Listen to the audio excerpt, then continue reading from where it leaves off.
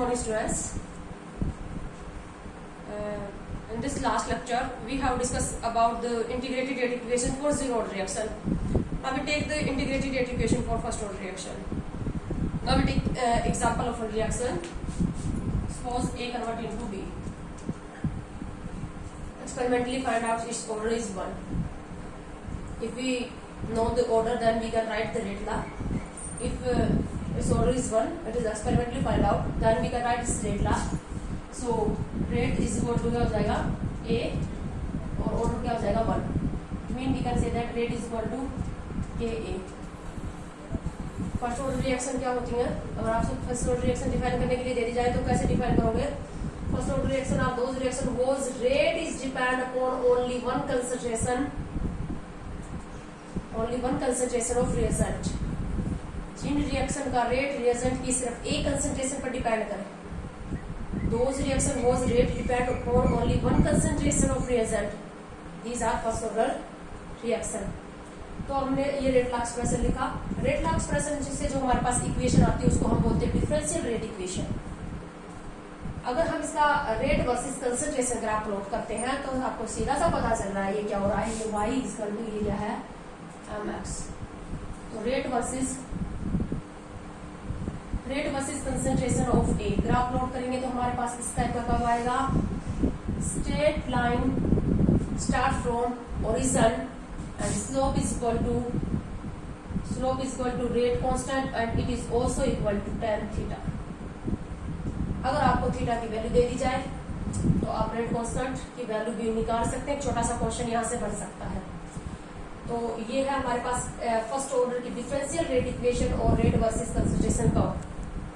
मैं आपको एक बात बता देती हूँ, हम आगे आने वाले लेक्चर्स में ऑर्डर को फाइंड आउट करने के डिफरेंट मेथड्स पढ़ेंगे.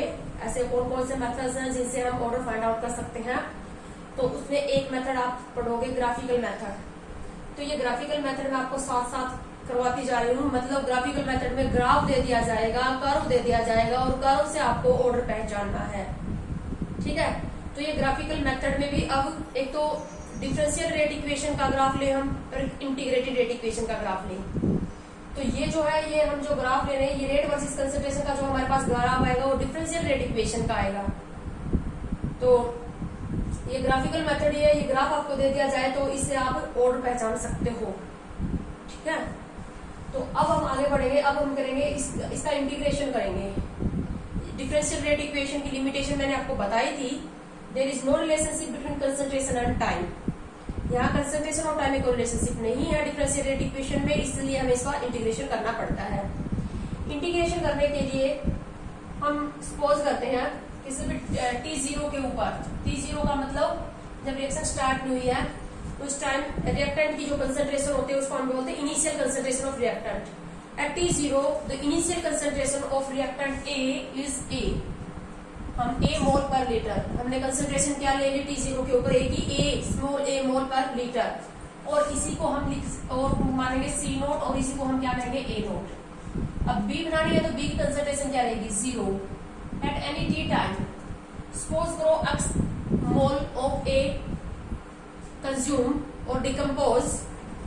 A के x मोल डिकम्पोज हो गए या कंज्यूम हो गए तो रह कितने गए A minus x. So at concentration of A remain in the reaction mixture is at any t time is A minus x and it is also called CT और AT. इसी को हम क्या बोल सकते हैं CT और AT भी बोल सकते हैं. अलग अलग बुक्स में अलग अलग रिप्रेजेंटेशन दे रखी है A minus x या CT और AT. अब B की कंसेंट्रेशन t टाइम के ऊपर कितनी हो जाएगी? अब तो B बन चुका है ना, तो B की कंसेंट्रेशन कितनी हो जाएगी?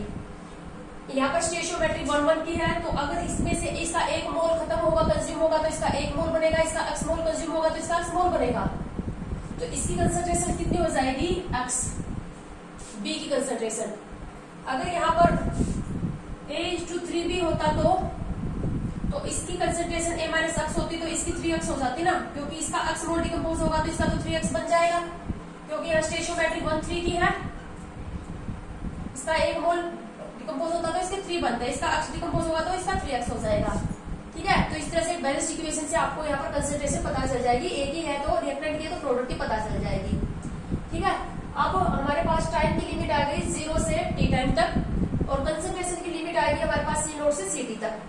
इस लिमिट को लेके हम इंटीग्रेशन करेंगे। इंटीग्रेशन से पहले हम किसी भी, जैसे इस रिएक्शन का हमें डिफरेंट रिएक्टेंट और प्रोडक्ट्स की कंसंट्रेशन की टर्म में रेट को एक्सप्रेस करना है, सबसे पहला काम हमने किया था।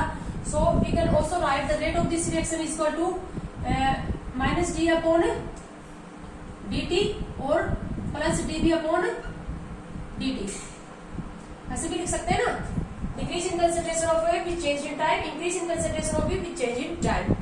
और इसी को हम क्या लिख चुके हैं, k इक्वल टू a, तो यहाँ पर हम इसको इक्वल लिख सकते हैं k equal to k into a।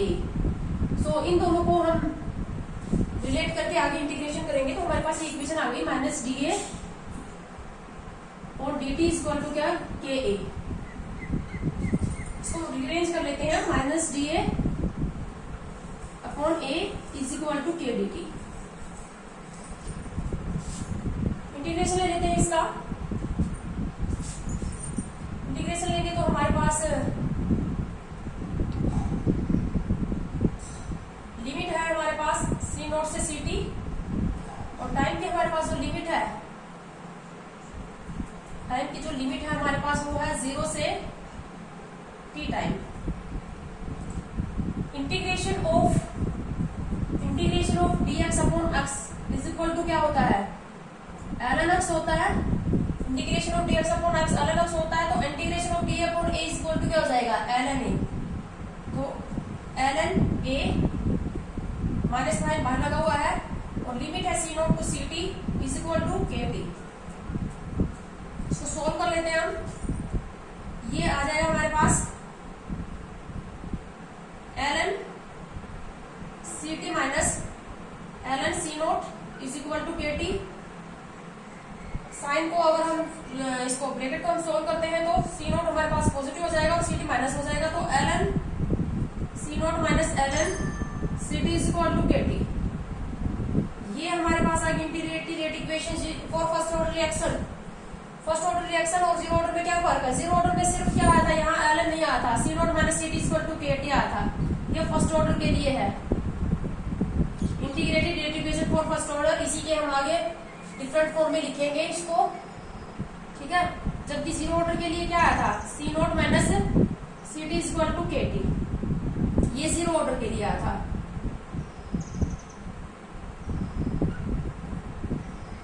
ये आपको याद रखनी है, बहुत इंपॉर्टेंट है। अब इसी इक्वेशन को हम डिफरेंट फॉर्म में लिखेंगे और आगे के रिजल्ट निकालेंगे। तो इक्वेशन हमारे पास आई है ln C naught minus ln C T equal to के टी। इसी को मैं लिख सकती हूँ K T equal to ln C naught upon C T. Negative है तो अपॉन में लिख सकते हैं ना। यहाँ से एक हम ग्राफ प्लॉट करेंगे, ये हो जाएगा हमारे पास y और ये m और ये x, इस टाइप का आएगा। y एक्सिस के ऊपर है हमारे पास ln C naught upon C T, और x एक्सिस के ऊपर हमारे पास टाइम। किस टाइप का हुआ आएगा, m इज इक्वल टू क्या हो जाएगा, rate constant. Straight line start from origin and slope is equal to rate constant is also equal to tan theta. Slope is equal to rate constant also equal to tan theta. ln c naught upon ct versus time. ये करो दिया जा सकता है, order पूछा जा सकता है आप लोगों से, ठीक है। इसी को हम आगे और डिफरेंट फॉर्म में लिख सकते हैं। ये भी अलग अलग फॉर्म है ना, ये इसी की अलग अलग फॉर्म है, लेकिन बेसिक यही इक्वेशन है, इसी से और फॉर्म जो वो ड्राइव हो रही है। इसी को हम और थोड़ा आगे लिख लेते हैं, चेंज कर लेते हैं। K T equal to ln C naught upon C T. आपको पता है ln x को अगर हम लोग टाइम में कन्वर्ट करते हैं तो ln x इक्वल टू होता है 2.303 log 10x। ये रिलेशनशिप आपको पता होगी। ln x equal to 2.303 log 10x। तो हम इसको log 10 में कन्वर्ट कर रहे हैं ln को। तो ln को अगर हम log 10 में कन्वर्ट करेंगे तो क्या हो जाएगा, ये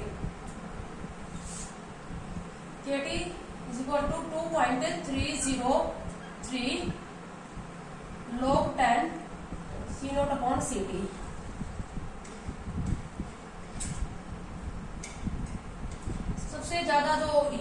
वाली जो फॉर्म है integrated equation for first order के लिए वो ये है KT upon 2 equal to 2.303 log 10 C naught upon CT। इसी को अगर हम रेट कांस्टेंट के लिए एक्सप्रेशन लिखे तो 2.303 upon T log 10 C naught upon CT।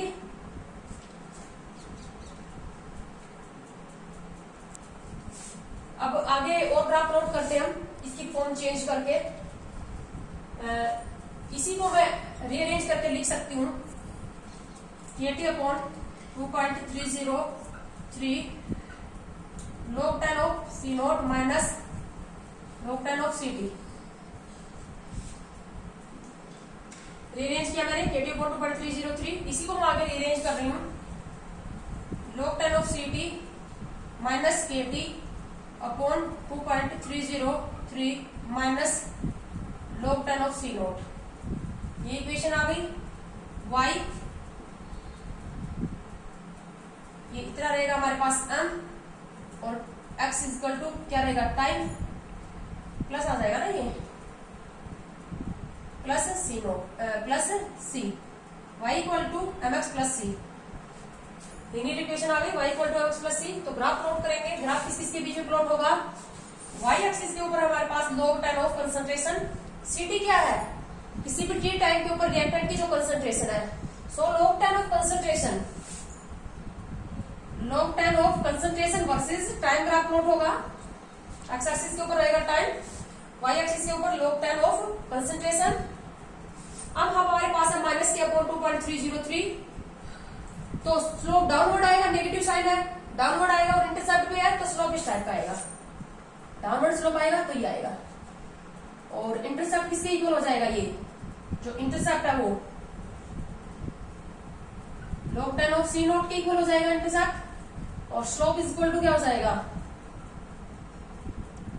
Minus के अपॉन 2.303 माइनस के अपॉन 2.303 और इसी को हम क्या लिख सकते हैं? tan theta. बहुत इंपॉर्टेंट ग्राफ है ये फर्स्ट ऑर्डर रिएक्शन के लिए। कॉमनली दिया जाता है ये ग्राफ और ऑर्डर पूछा जाता है। तो log 10 of concentration versus time इस टाइप का आता है माइनस स्लोप माइनस के अपॉन 2.303। तो ये किसके लिए है? ग्राफ दे रखा है, लीनियर में कन्वर्ट कर सकते हैं और लीनियर इक्वेशन आ जाएगी। ये आएगी तो पता चल जाएगा कि ये किसके लिए? जीरो ऑर्डर रिएक्शन के लिए, सॉरी फर्स्ट ऑर्डर रिएक्शन के लिए है। एक और ग्राफ भी हम प्लॉट कर सकते हैं। इसी को हम ऐसे भी लिख सकते हैं इस इक्वेशन को it is equal to ln C naught minus ln CT। So ln CT is equal to क्या हो जाएगा? Minus KT plus ln C naught. तो इसका ग्राफ अगर हमें प्लॉट करने के लिए दे दिया जाए तो ln CT is equal to minus KT, ये हो जाएगा y एक्सिस, ये हो जाएगा ये x प्लस C। इस टाइप का आएगा ln of concentration CT, x axis के ऊपर क्या रहेगा? टाइम, स्लोप डाउनवर्ड ही आएगा। इंटरसेप्ट क्या हो जाएगा? ln C नॉट, स्लोप किसके इक्वल हो जाएगा? माइनस के। इन दोनों में फर्क देखो, सिर्फ ln और log का ही फर्क है ना। ln CT है, ये log CT है वर्सेस टाइम। तो यहाँ पर log 10 C नॉट आ गया या ln C नॉट आया था। यहाँ पर स्लोप में क्या आ गया? माइनस के अपॉन 2.303 वो अकेला माइनस के आ गया था। तो ये सभी जो है फर्स्ट ऑर्डर की जो इंटीग्रेटेड इक्वेशन है उसको लेके हम डिफरेंट कर्व जो है वो या ग्राफ जो है वो प्लॉट कर रहे हैं। तो इस वीडियो के अंदर हम इतना ही पढ़ेंगे। बाकी की जो फर्स्ट ऑर्डर की हाफ लाइफ पीरियड और जो अनथ ऑर्डर रिएक्शन उसकी जो डेरिवेशन एक्सप्रेशन है वो नेक्स्ट वीडियो में लेंगे।